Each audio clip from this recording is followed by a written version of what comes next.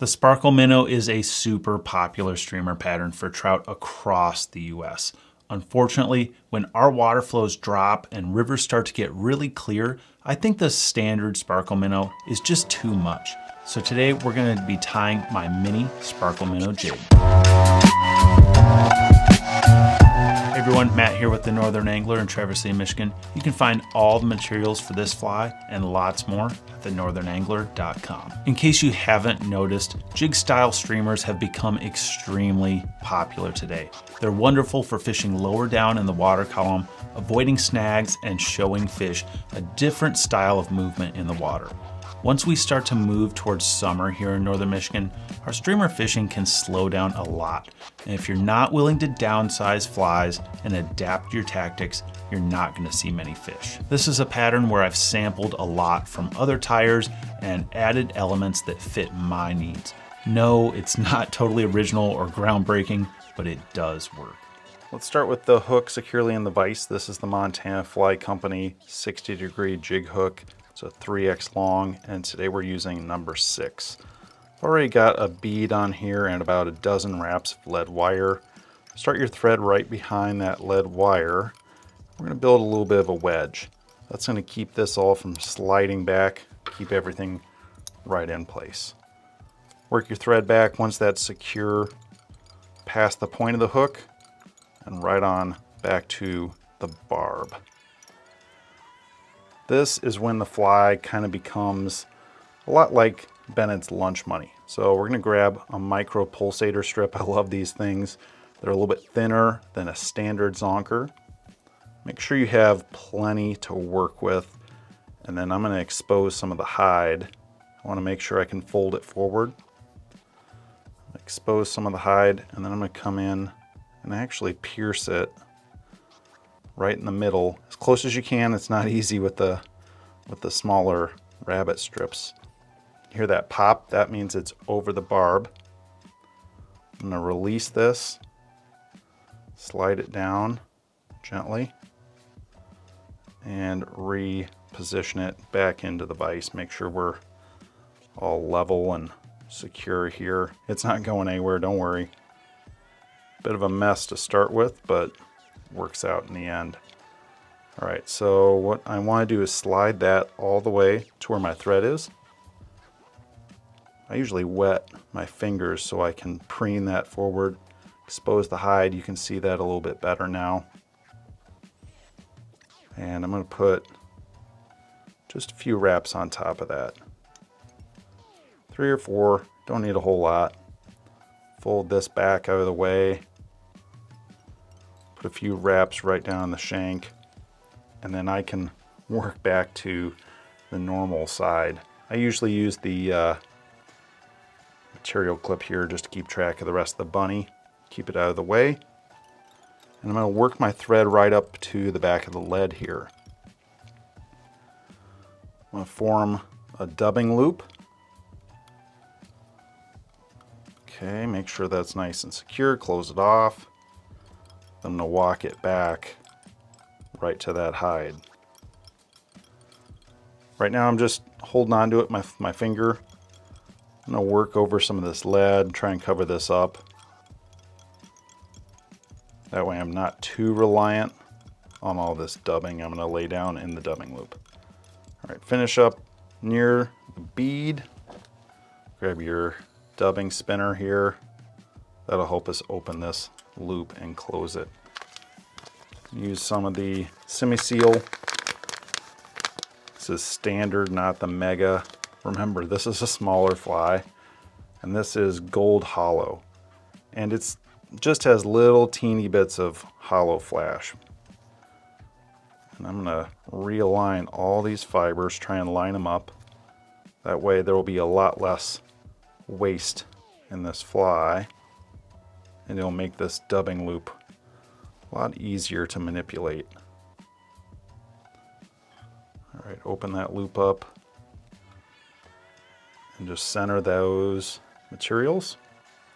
And now I'm going to distribute them. So if you spun this right now, you just get this big chunky clump in the middle. I want to spread these out. because I don't want this to be overly thick. I just want it to be well distributed. Give it a spin. Great. We've got a pretty solid looking noodle. I'm going to give it a little teeny comb here. We'll save the final comb till after we're done. Make sure you don't hit that rabbit there. Anytime I'm working with a jig pattern like this, I like to work with the point down. It's just a lot safer. A lot less thumb punctures these days, thankfully. I'm just taking touching wraps. I don't have to go too tight. We're doing this, even though it gets mostly covered up, this really helps manage and maintain the taper when this fly is in the current. If you just went with rabbit and with some flash, man, it would slim down really quick, which is great. But I want there to be a little bit of mass and a little bit of taper in this. It gives it that minnow look. Capture that, trim your thread. Really cover off that tie point. Make sure it's secure. I'm going to grab my favorite Velcro tool, comb this out.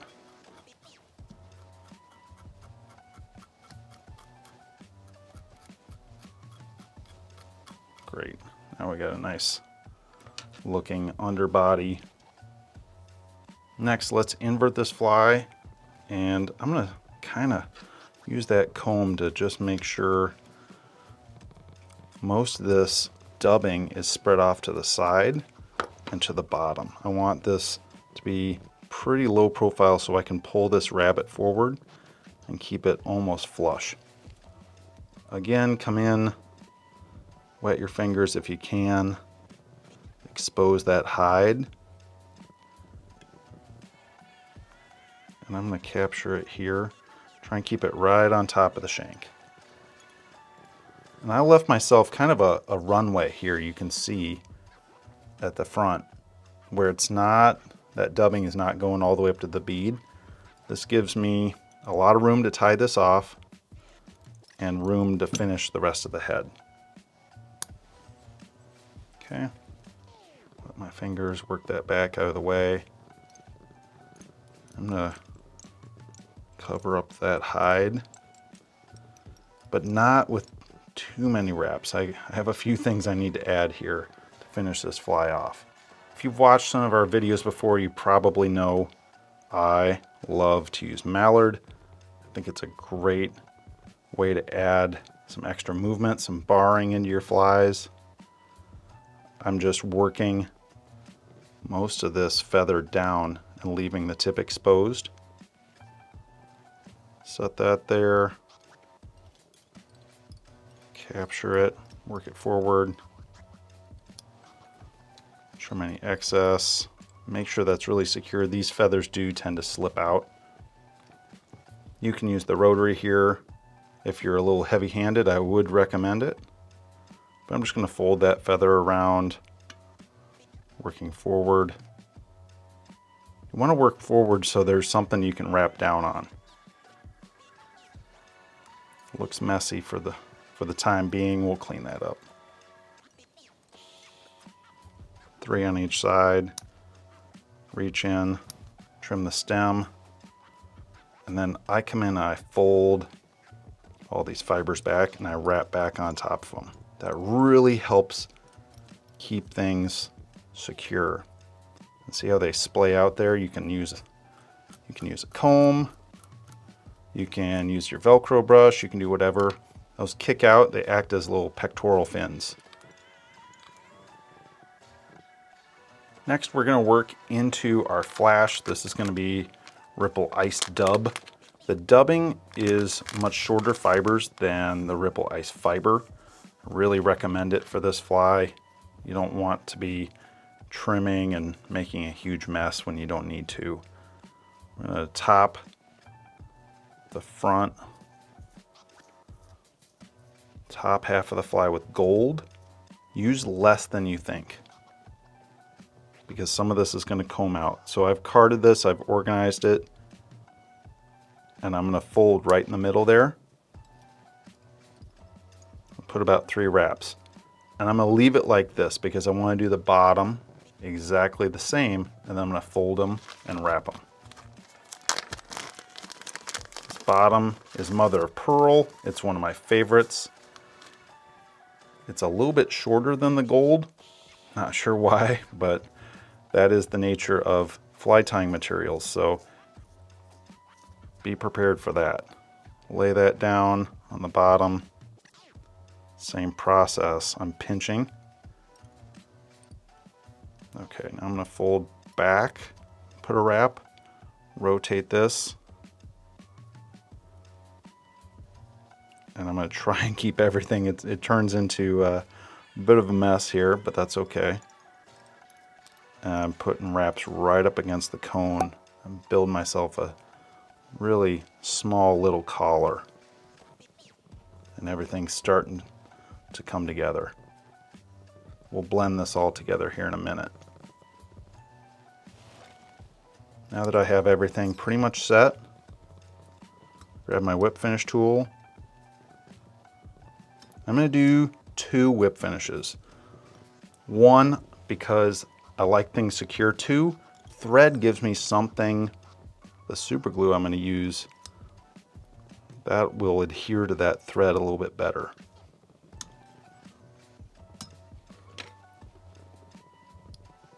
Come in and trim that, great. Now we just need to trim this tail. And I've just been using my vise really as a gauge more than anything. It'll slim right down. And I trim back to where the bend starts. There's that.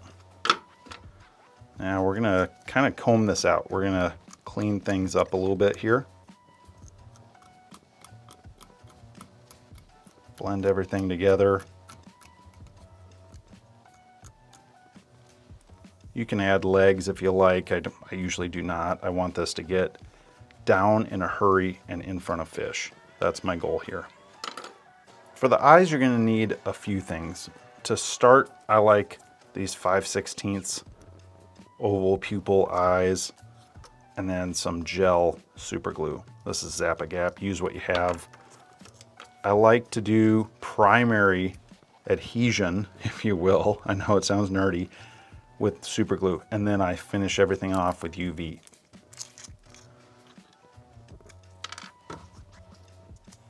So I'm just going to put a dab, and my target area is right where this thread is. Okay, that's kind of my zone for my glue. Just do one side at a time. A little bit goes a long way, because remember, we're going to finish it with the UV.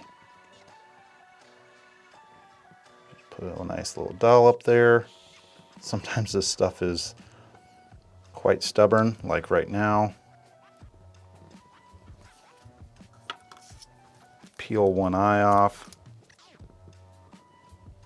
Like I said, you do not want to be in a hurry.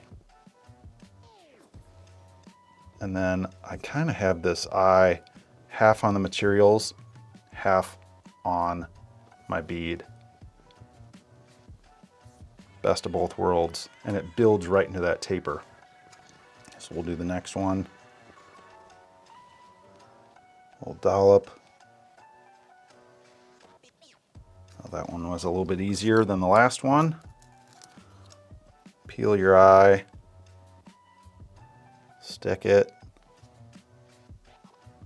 and then slide it back just a teeny bit. I usually look from the top down to make sure these are at least fairly close in where they are. I do not mind that bead sticking out a little bit. I think it looks kind of nice. A little bit of shine. And see how that builds right into that taper? You can see right there, it kind of just, it starts at the eye and it works back. To finish this off, I'm going to use some of this Solarez. I've been trying this lately. That's why I have the sample pack. And I'm just going to fill in this gap between the eyes here. That's where I've placed it right here. I'm going to hit this with the UV light.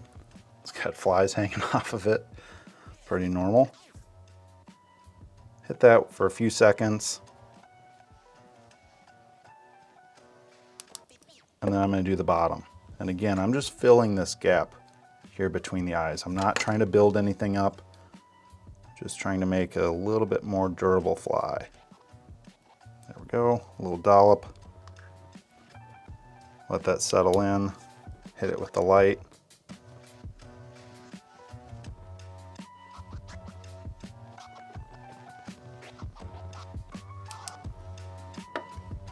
That's your fly.